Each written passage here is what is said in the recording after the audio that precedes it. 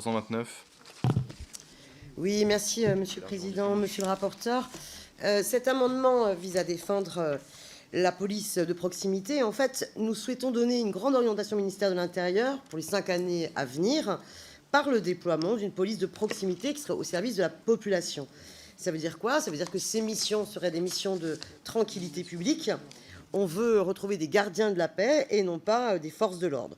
Alors, ça veut dire aussi une logique différente dans la doctrine, c'est-à-dire qu'on ne soit pas dans un objectif d'interpellation et on a tous en mémoire les interventions de Nicolas Sarkozy en 2002 qui ont en substance dit aux policiers qui n'étaient pas là pour discuter mais pour interpeller. Précisément au contraire, il faut absolument une police de proximité qui renoue un lien de confiance avec la population.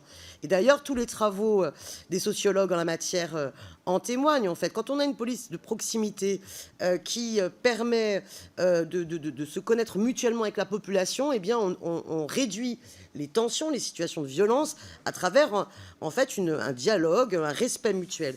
Et donc, c'est tout à fait possible de construire cette police de proximité. Elle serait sous l'autorité fonctionnelle du maire et bien sûr sous l'autorité hiérarchique du préfet.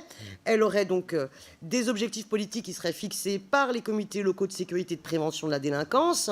Les policiers seraient affectés à des aires géographiques à taille humaine.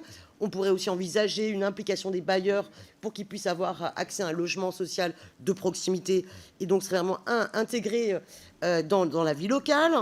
Et on aurait donc des policiers de proximité qui auraient à disposition les outils de désescalade de la violence, avec évidemment la fin des gestes dangereux de pillage, de plaquage ventral.